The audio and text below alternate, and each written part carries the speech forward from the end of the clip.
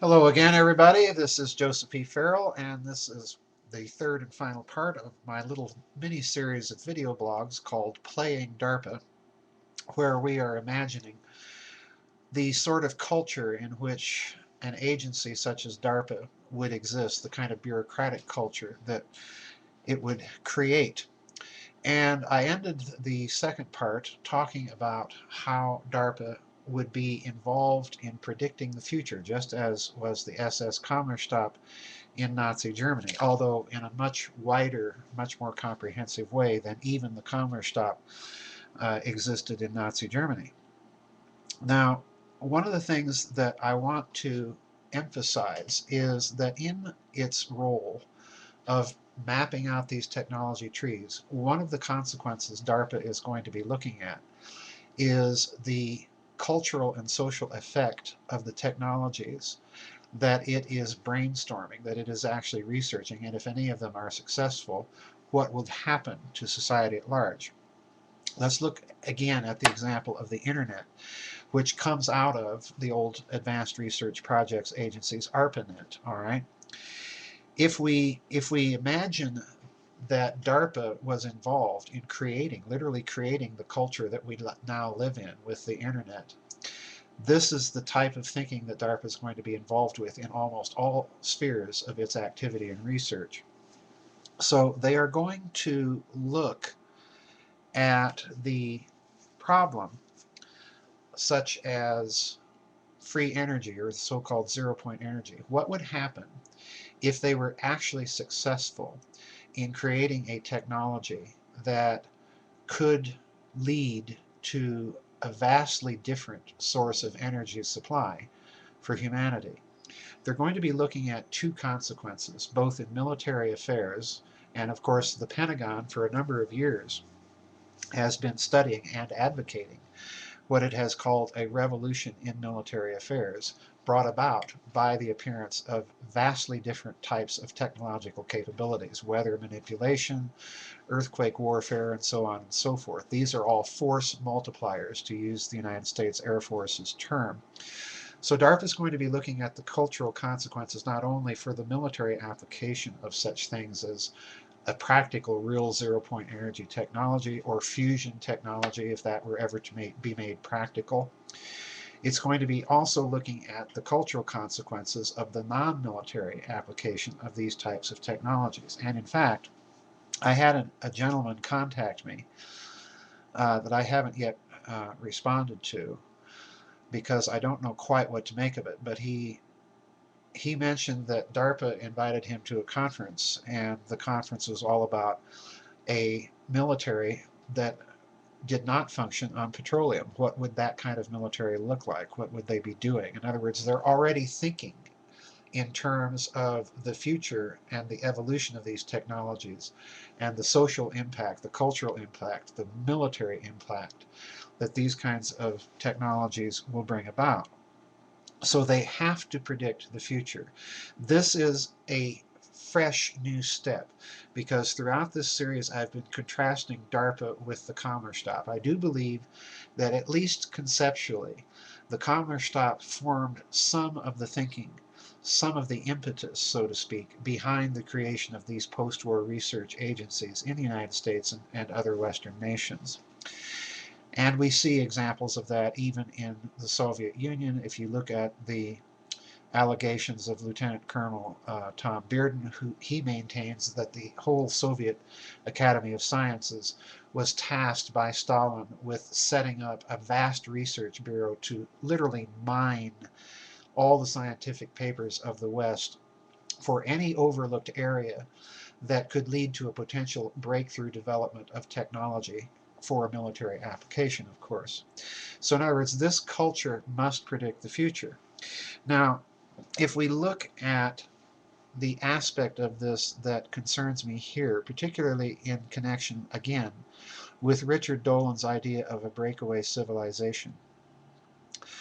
And I wrote about this, of course, at great length in Saucers, Swastikas, and Psyops. The other difficulty is that they are also going to have to figure out how to deal with unintended leaks or public glimpses or or views of the technologies and the concepts that they are evolving.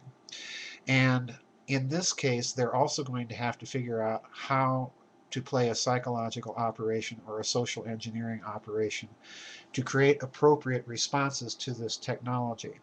So in other words, I think you're also going to see within this kind of bureaucratic culture, you're going to see the evolution of the idea of planting memes attached to certain technologies, attached to certain concepts. I blogged recently about crop circles in this respect, to convince people that rather than looking at a potential human technology explanation for the appearance of certain things, they're going to divert it and direct the attention towards extraterrestrials, aliens, and so on and so forth, to cloak the activity of the development of these types of technologies.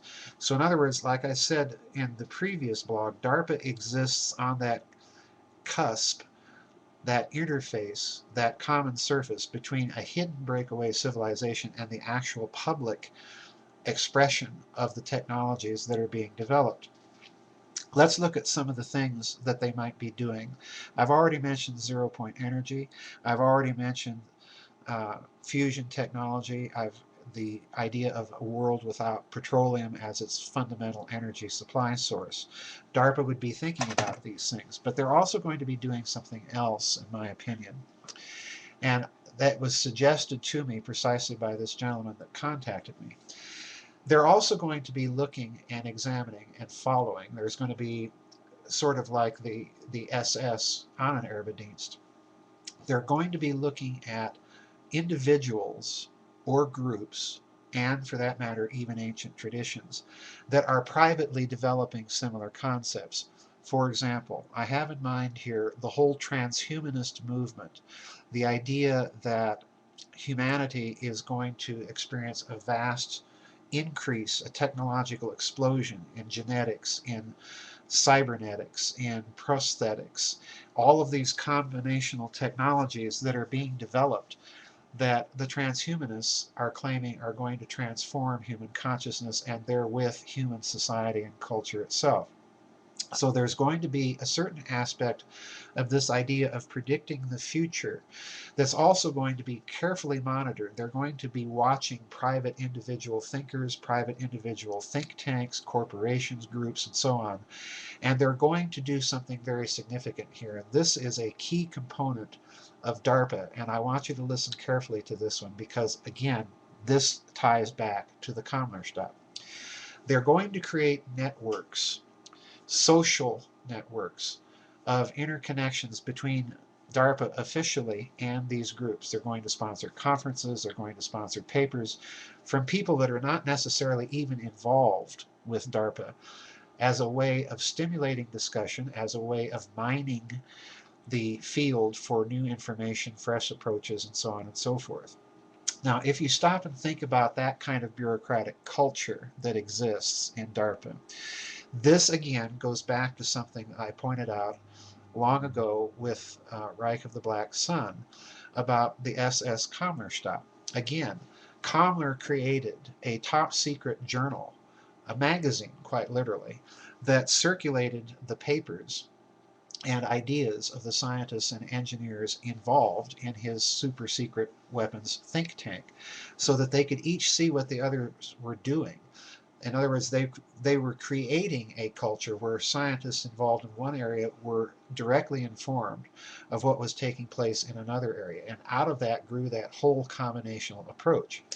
The difference between the Kammerstab and DARPA is that the Kammerstab truly was a breakaway civilization in a certain sense. It did not interface directly with the public inside of Germany. There were quite literally no scientists that were not somehow involved in the war effort. But the Kammerstab did not interface outside of itself.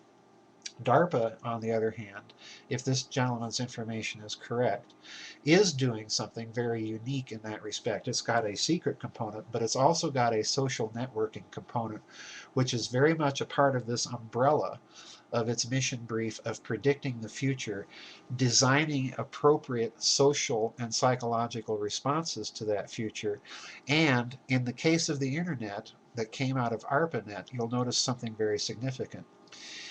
They did this by stages. They transitioned society very deliberately in a series of steps from the society that we knew in the 70s to a society that is now largely connected and interconnected via the internet and ideas flowing in that fashion.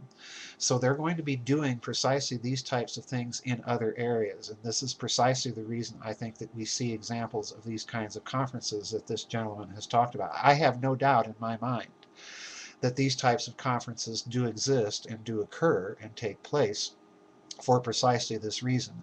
They're mining information, but they are also keeping their finger on the pulse of what is taking place socially as a result of even thinking or conceptualizing about new technologies, about things that right now do not yet exist, but that could conceivably do so sometime in the near future.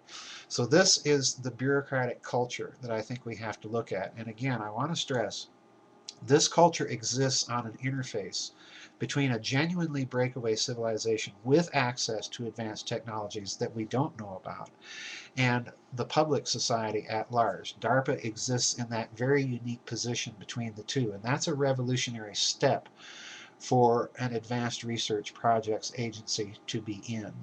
So with that, folks, I'm going to conclude these little series of mini video blogs. I hope you enjoyed them. If you like them, I want to hear about it. If you don't, if you prefer the continued reliance on written blogs, I'll be more than happy to continue doing those as well. Anyway, that's it for now, folks. I'll see you tomorrow with a written blog on the flip side. Bye-bye, everybody.